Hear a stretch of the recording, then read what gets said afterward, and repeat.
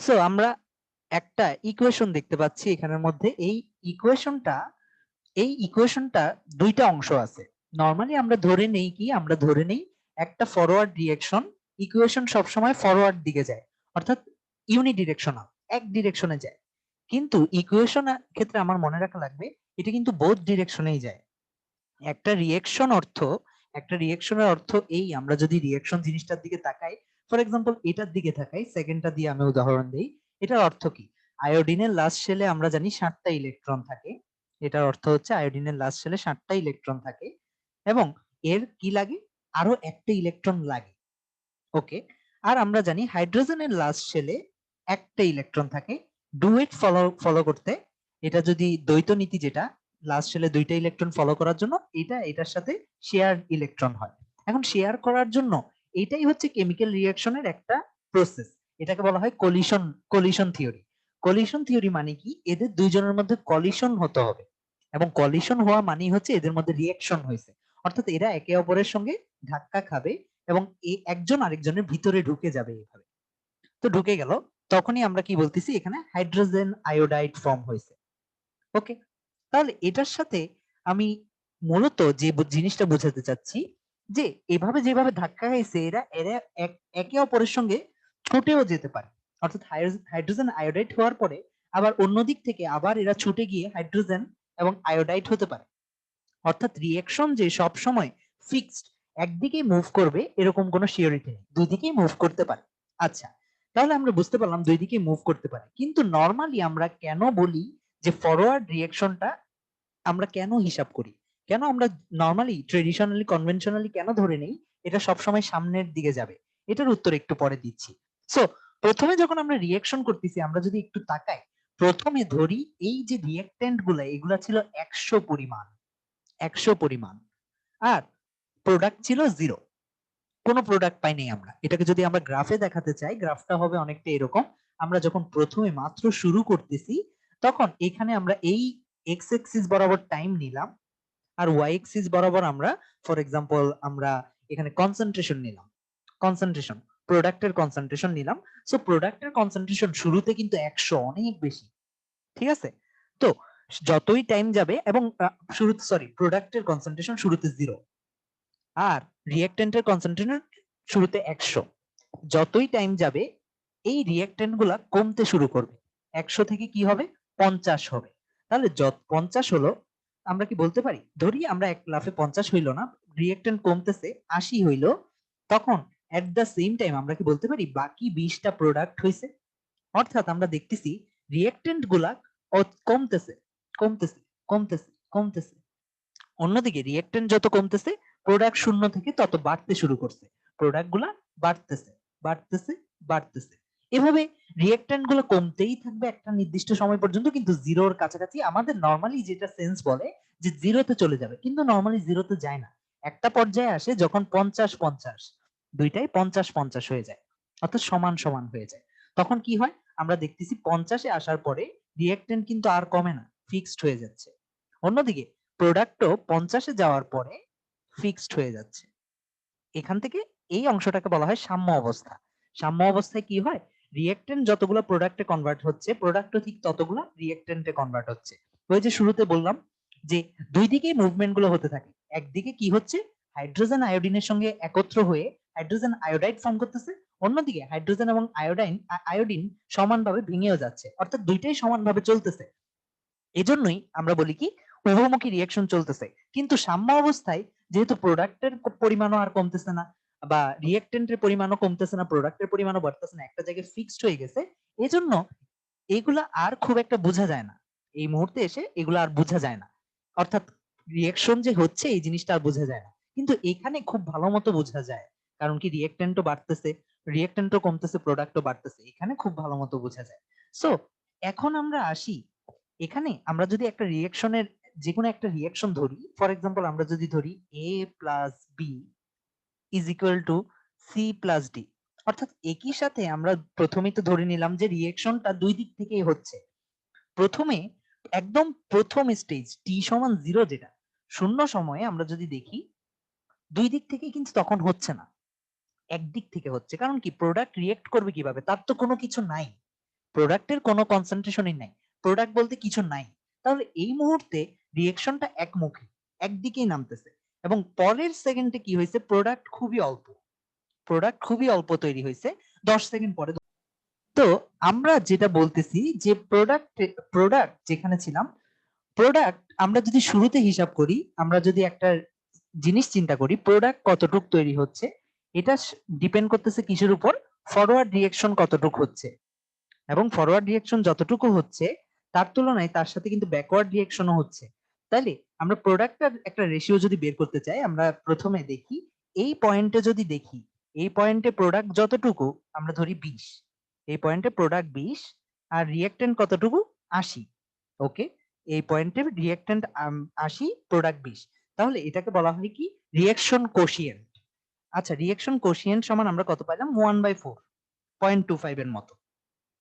আবার আমরা যদি চিন্তা করি এই পয়েন্টে এসে রিঅ্যাকশন কোশিয়েন্টটা অন্যরকম হবে, কিভাবে, আমরা দেখতেছি 60, এদিকে 60 থাকলে এদিকে থাকবে 40, তখন কি হচ্ছে, রিঅ্যাকশন কোশিয়েন্টটা হচ্ছে, উপরে প্রোডাক্টটা রাখি যদি আমরা, কেন উপরে রাখতেছি একটু পরে আনসার পাবো, 40 আর 60 2/3, তাহলে আলটিমেটলি আরেকটা রেজাল্ট পাচ্ছি।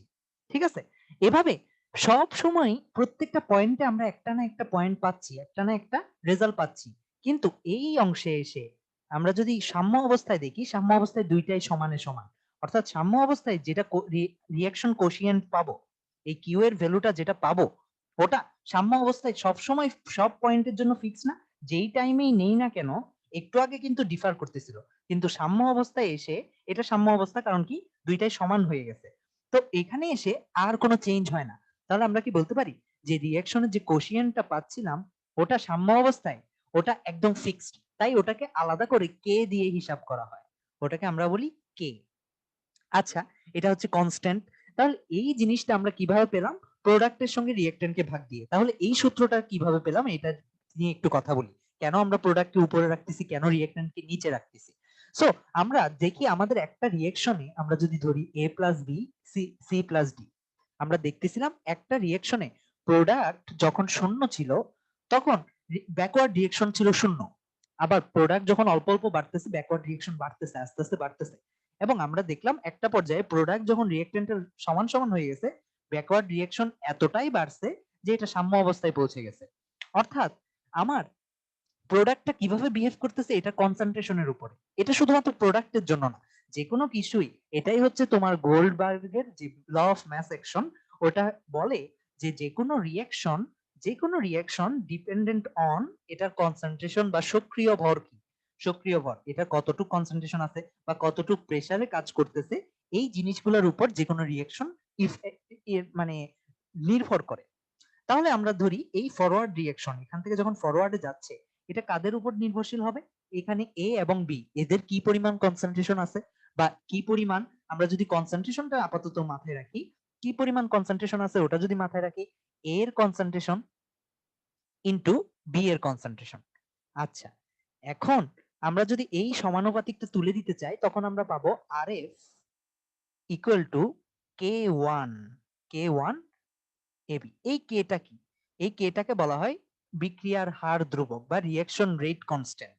অর্থাৎ যে কোনো একটা জিনিস আমরা যদি একটা, এই রিঅ্যাকশনটা প্রত্যেকটা রিঅ্যাকশনের জন্য একটা কনস্ট্যান্ট থাকে।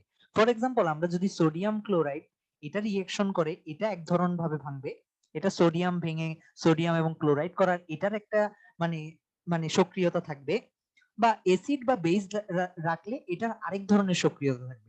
অর্থাৎ রিঅ্যাকশনের রেটটা কিরকম হবে, এখানের মধ্যে প্রোডাক্ট গুলা কি ইউজ করা হচ্ছে বা রিঅ্যাকটেন্ট গুলা কি ইউজ করা হচ্ছে, ওটার উপরে এটা একটা কনস্ট্যান্ট।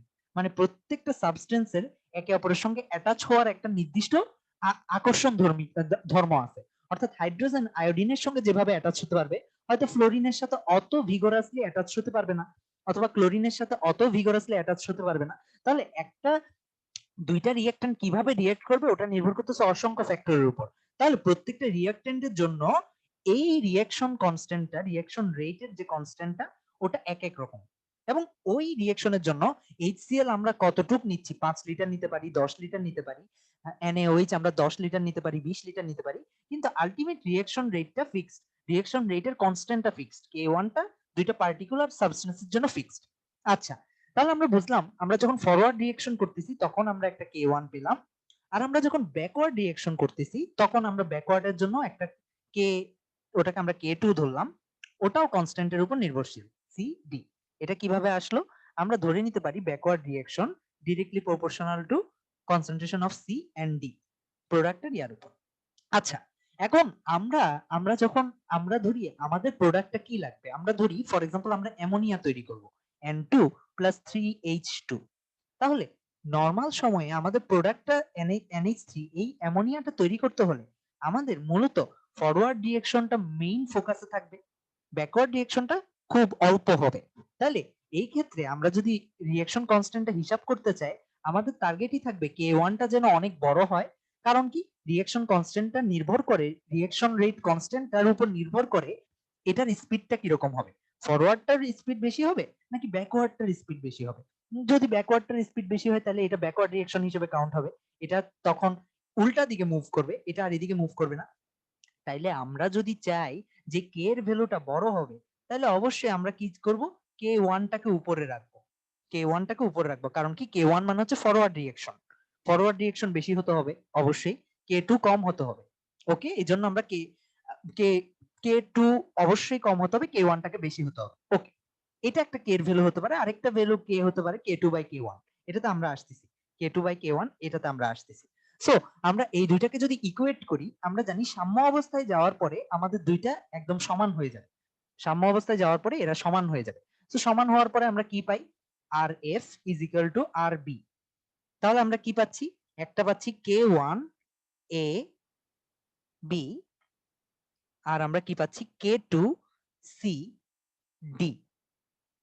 ওকে, তাহলে আমরা যদি এখান থেকে হিসাব করি সাম্য অবস্থায় যাওয়ার পরে কি হবে, আমরা জানি আমাদের যে রিঅ্যাকশন কোএফিসিয়েন্টটা অর্থাৎ রিঅ্যাকশন রেট কনস্ট্যান্টটা, ওটা কি K1/K2 = আমরা পাচ্ছি কি, এটাকে এই সাইডে নিয়ে আসলাম আর ওই সাইডে আমরা কি আনতেছি, CD, উপরে প্রোডাক্টটা উপরে থাকতেছে, রিঅ্যাকট্যান্টটা নিচে থাকতেছে।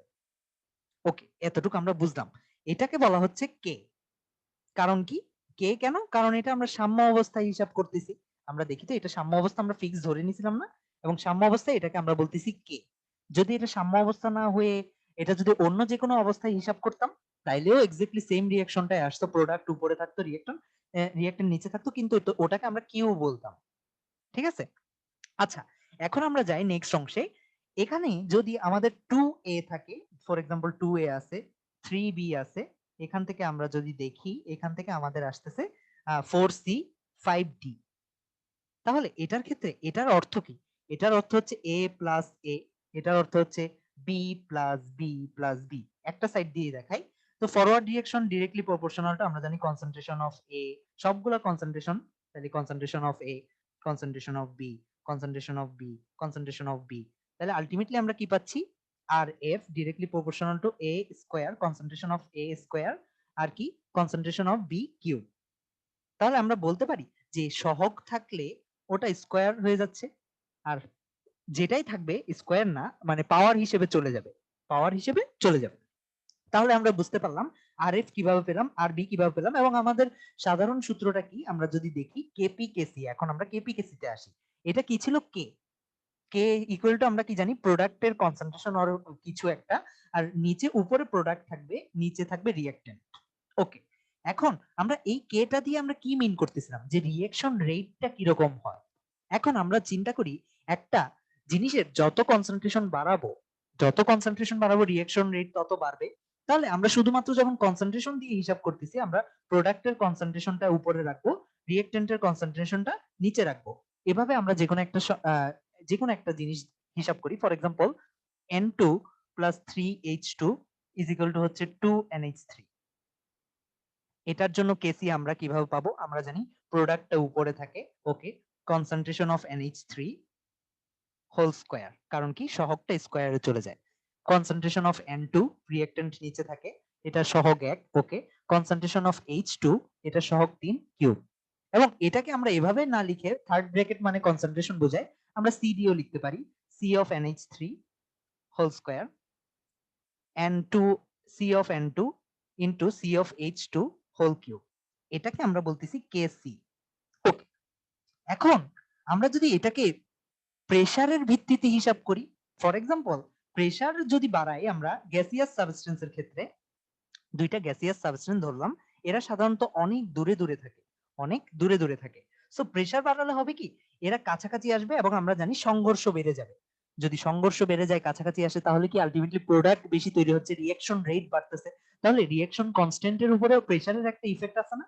ওকে, আছে। তাহলে সাধারণত গ্যাসিয়াসের ক্ষেত্রে এটা দেখা যায়।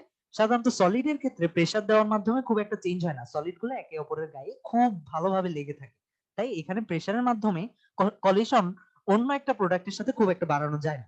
তাহলে আমরা প্রেসারদের জন্য যদি এই জিনিসটা হিসাব করি, ফর এক্সাম্পল এই সূত্রটাই আমরা প্রেসারের জন্য যদি হিসাব করি, তাহলে আমরা কি পাবো? KP is equal two pressure of NH3, অর্থাৎ pressure of NH3, pressure of NH3 যেটা পাচ্ছি ওটার উপর স্কোয়ার যাবে pressure of N2 into pressure of hydrogen whole cube. Okay, তাহলে এই জিনিসটা আমরা পাইলাম, কেপি কিভাবে হিসাব করে আমরা পেয়ে গেলাম, কেসি কিভাবে হিসাব করে আমরা পেয়ে গেলাম। এখন দুইটার মধ্যে আমরা একটা সম্পর্ক রেডি করি।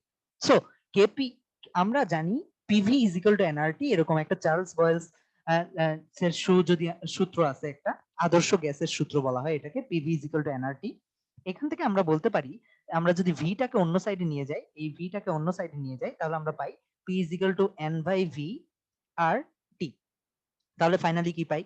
P is equal to C, N by V is equal to আমরা জানি মোল পার লিটার, অর্থাৎ হচ্ছে ঘনমাত্রা, ঘনমাত্রা RT। তাহলে P এবং CRT আমরা হিসাবটা বুঝলাম। এখন আমরা P এর যে ভ্যালুগুলো পেলাম ওখানে এই CRT বসাই দিই, যেহেতু P সমান CRT, তাহলে আমরা বলতে পারি P of NH2 is equal to C of NH2 RT, এবং এই ভ্যালুগুলো আমরা বসাই দিই C of NH3 RT whole square. Okay, এরপর C of N2 RT, তারপর আমরা পাই। ওকে, তাহলে আমরা কি দেখলাম এখানে? P is equal to CRT কিভাবে বসাচ্ছি আমরা? তাহলে আমরা যাই আবার এখানে C NH2 RT। ওকে, এরপর C of H2, আমরা C of H2, তারপর হচ্ছে RT। ওকে, RT। এখন RT এটার উপর হোল কিউব। এখন আমরা RT গুলাকে আলাদা করে ফেলি, RT গুলাকে আলাদা করি, CnH3 টাকে আলাদা করে ফেলি, তাহলে আমরা কি পাচ্ছি? CnH3 whole square C of N2 into C of H2 whole cube, আর RT গুলাকে আলাদা করলে পাই RT whole square RT into RT cube. So finally আমরা যে জিনিসটা পাই, এই জিনিসটা আমরা যদি এই অংশটার দিকে খেয়াল করি, এই অংশটা দেখতে এক্স্যাক্টলি এই অংশটার মতো না? আমরা যদি দেখি এটার মতো না? ওকে, যদি এটার মতো হয় তাহলে এটাকে চেঞ্জ করে আমরা এটাকে কেসি বলতে পারি। হ্যাঁ, বলতে পারি কেসি। আর আরটি যেটা, আরটি কে আমরা কাটাকাটি করে কি পাচ্ছি? RT inverse 2। এটাকে আমরা সহজ একটা সূত্রের মধ্যে যদি ফেলি, আমরা দেখি তো আমাদের প্রোডাক্টের মধ্যে কতগুলা রিঅ্যাক্ট্যান্ট, কতগুলা মলিকিউল আছে? দুইটা। রিঅ্যাক্ট্যান্টের মধ্যে কয়টা মলিকিউল আছে? চারটা। কয় মোল আছে? 4 মোল আছে রিঅ্যাক্ট্যান্টে, প্রোডাক্ট আছে 2 মোল। এখন আমরা মোল দুইটার যদি মাইনাস করি, কেসি ইনটু আরটি টু দি পাওয়ার প্রোডাক্টের মোল সংখ্যা 2 মাইনাস রিঅ্যাক্ট্যান্টের মোল সংখ্যা 4, ফাইনালি যে রেজাল্টটা পাচ্ছি ওটাই -2 না? ওকে, -2। তাহলে ফাইনালি আমরা কি পাই? KC into RT whole inverse. তাহলে কেপি কেসির মধ্যে আমরা যদি সূত্রটা দেখি, কেপি কেসির সম্পর্কটা কি? KP is equal to KC RT del n. এই ডেল এন অর্থ হচ্ছে প্রোডাক্টের মধ্যে কত মোল আছে, রিঅ্যাক্ট্যান্টে কত মোল আছে, ওই হিসাবটা। তাহলে এই সূত্রটা কিভাবে আসলো আমরা বুঝলাম শুরু থেকে। আচ্ছা, তাহলে এই কেপি কেসির সম্পর্কটা যদি আমরা বুঝতে পারি, এবার আমরা এটার কিছু ম্যাথমেটিক্যাল দেখবো, এক্সপ্রেশন দেখবো। নেক্সট পার্টে আমরা কিছু ম্যাথমেটিক্যাল এক্সপ্রেশন দেখবো।